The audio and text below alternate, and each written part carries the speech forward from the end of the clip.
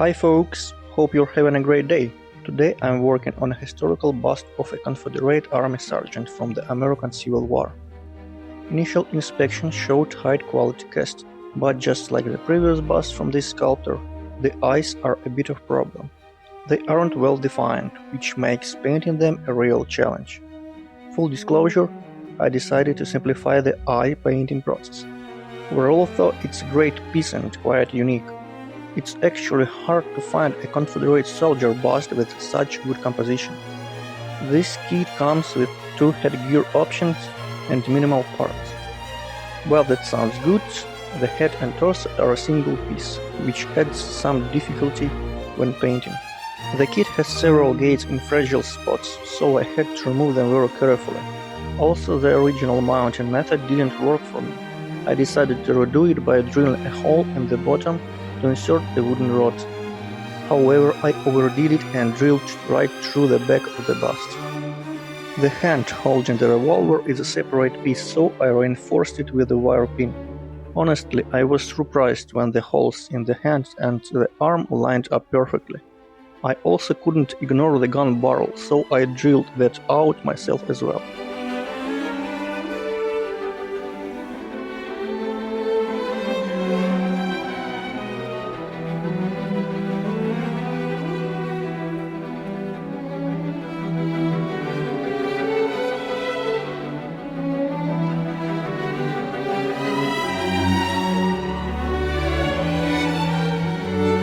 Despite the good casting, some areas needed extra work. For example, there was a hole in the head due to a casting flaw. I filled all the gaps using epoxy putty. In the end, the prep work and cleanup took me a full working day. As I mentioned, there are 2 heads to choose from. Instead of picking one, I decided to make them interchangeable using magnets. I used a milling bit to drill holes in the head and both heads. It was pretty tricky and the process didn't go perfectly smooth.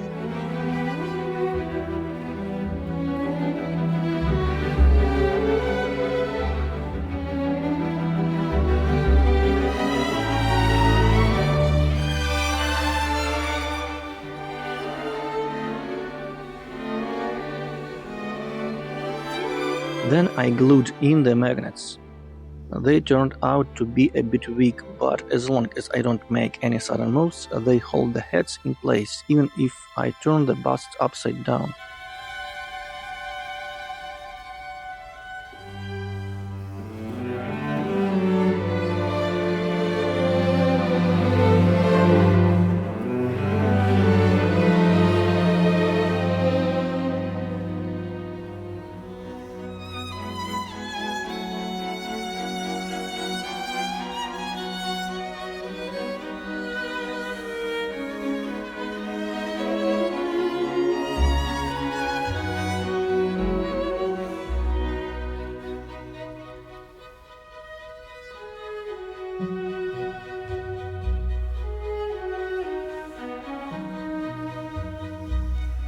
Next up, the quick, boring, but necessary step of degreasing and priming.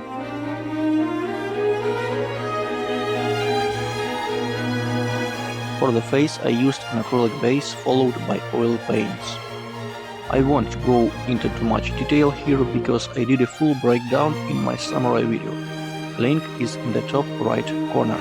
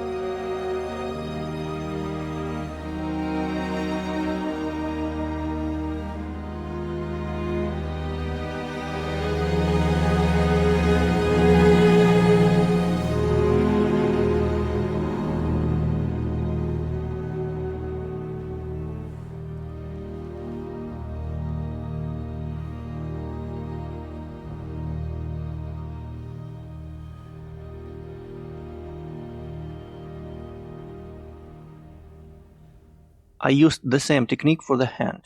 The only difference was adding some dark brown shades where the revolver casts a shadow on the skin. The revolver was painted silver and toned down with black oil paint. Next, I brought back the highlights on the contours and high points with the original silver. I didn't bother detailing the side facing the body, since it stays in the shadows and is completely invisible.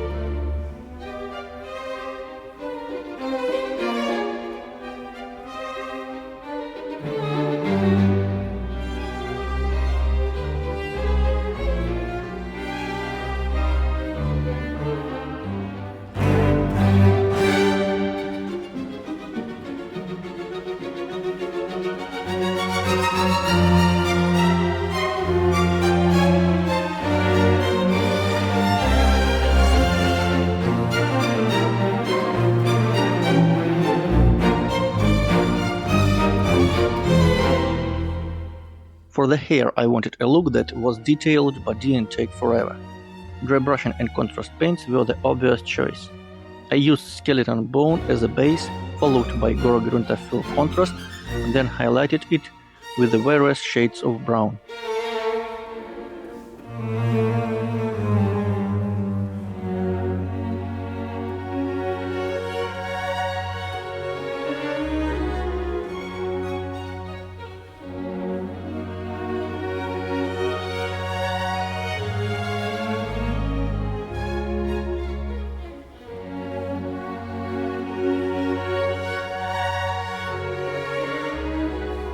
The final touch was the stubble. I created it using a 1000 oak method with a sewing needle and black oil paint. Slow and tedious, but very effective.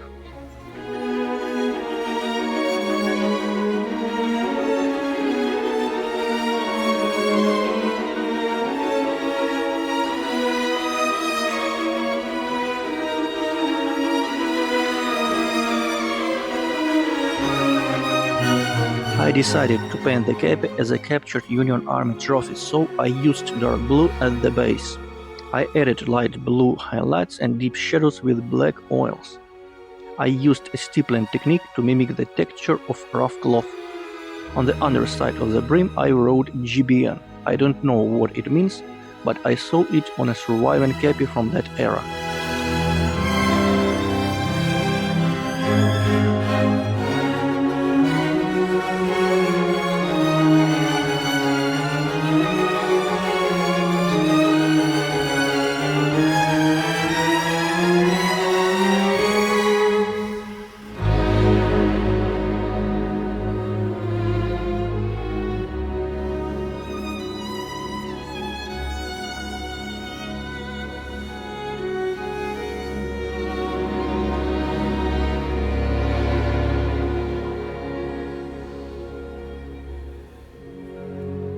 The slouch hat was kept simple: khaki base, dark brown shade for the shadows, and highlights using the base khaki.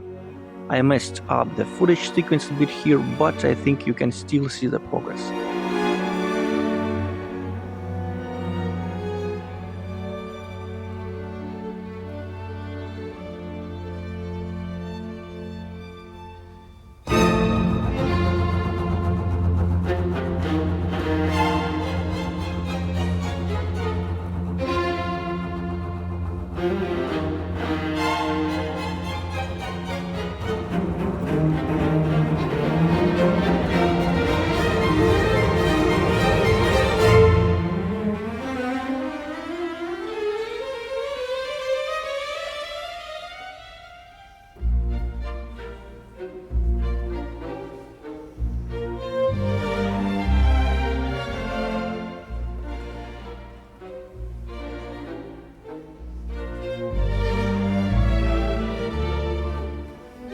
Confederate soldiers used many ways to stay warm, from army overcoats to civilian blankets. Looking at the texture of this roll, I assumed it was a standard army roll, which should be brown. I tried to paint either patterned civilian blanket at first, but it was taking too much time. I went back to a solid brown version, using various brown shades of both acrylics and oils.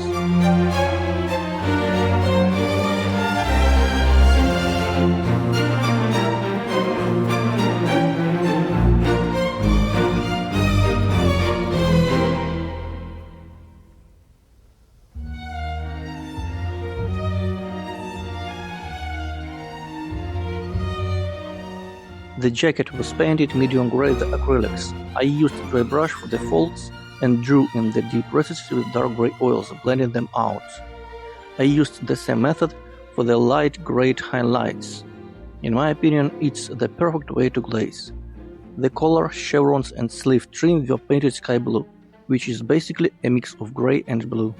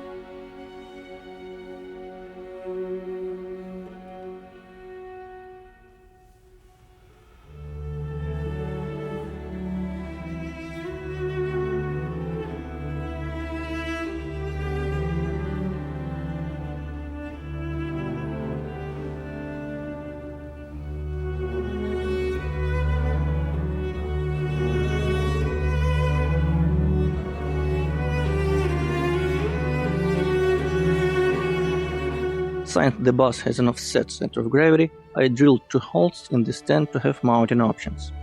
The base itself was stained and I added velvet pads to the top and bottom. Off camera I painted a Texas star and attached a commemorative metal plaque to the base to finish the piece.